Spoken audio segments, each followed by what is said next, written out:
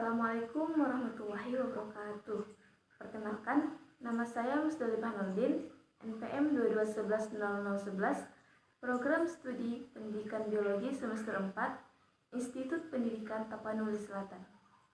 Di sini, saya akan menjelaskan materi mengenai sel prokaryotik untuk memenuhi tugas akhir mata kuliah mikrobiologi dengan dosen pengampu Ibu Rizky Amelia Dona Siregar, MSI. Sel adalah unit fungsional dan struktural terkecil penyusun tubuh makhluk hidup. Sel pertama kali ditemukan oleh seorang ilmuwan Inggris bernama Robert Hooke pada tahun 1665. Sel yang ia amati berasal dari sayatan tipis sebuah gabus dan dilihat dari sebuah mikroskop. Robert Hooke menemukan sayatan tipis gabus itu memiliki bentuk berongga dan bersegi 6. Dari pengamatannya, Robert Hooke melihat bahwa terdapat ruangan kecil dan menyusun gabus, kemudian ruangan kecil tersebut ia beri nama sel. Secara umum, sel terbagi menjadi dua jenis, yaitu sel prokaryotik dan sel eukaryotik. Tapi di sini saya akan membahas tentang sel prokaryotik. Istilah prokaryotik berasal dari bahasa Yunani, yaitu pro dan karyon. Pro artinya sebelum, dan karyon artinya inti. Jadi, sel prokaryotik berarti sebelum inti. Sel prokaryotik adalah sel yang tidak memiliki membran inti.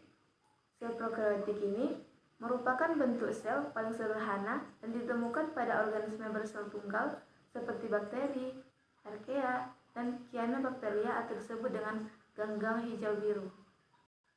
Adapun karakteristik atau ciri-ciri dari sel prokaryotik yaitu: yang pertama, sel prokaryotik terdapat pada organisme bersel tunggal atau organisme uniseluler.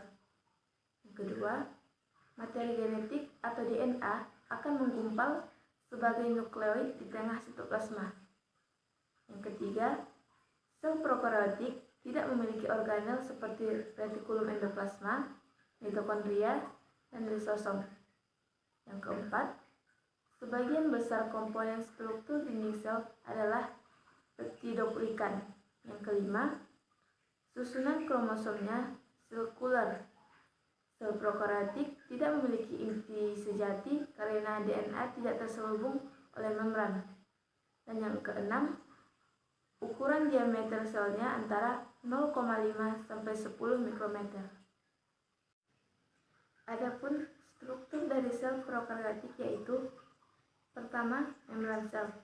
Membran sel atau disebut juga membran plasma merupakan lapisan di luar sitoplasma yang berfungsi untuk melindungi dan mengatur transportasi sel serta berperan sebagai penerima rangsang yang datang dari luar sel.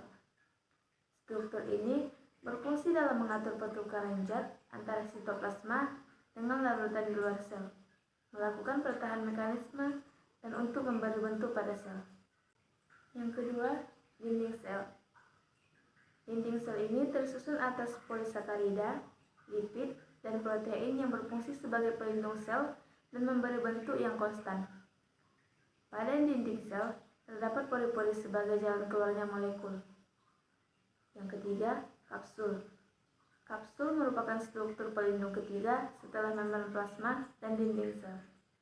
Yang keempat, sitoplasma.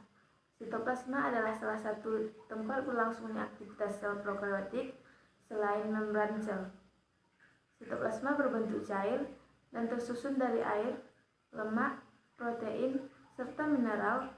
Sitoplasma merupakan bagian sel terbesar pada sel prokaryotik. Fungsinya sebagai tempat berlangsungnya metabolisme sel. Yang kelima, ribosom. Ribosom merupakan struktur sel prokaryotik berupa butiran yang berfungsi untuk memperbaiki protein. Yang keenam, plasmid.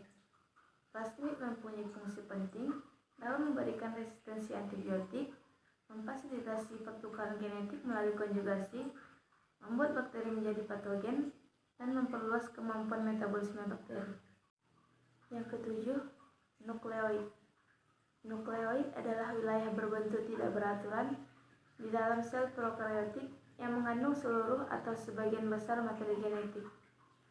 Nukleoid berfungsi sebagai tempat transkripsi dan replikasi DNA, memfasilitasi reproduksi bakteri secara cepat melalui proses yang disebut pembelahan binar. Yang kedelapan, pili. Pili berfungsi sebagai alat perekat sel bakteri pada suatu permukaan dasar atau benda. Pili berukuran lebih kecil dan lebih pendek dari flagellum. Yang kesembilan, flagellum. Flagellum disusun oleh mikrotubulus yang berfungsi dalam pergerakan sel. Cukup sekian materi yang dapat saya sampaikan mengenai sel prokaryotik ini. Semoga dapat bermanfaat bagi kita semua, dan jika terdapat kekurangan, saya mohon maaf.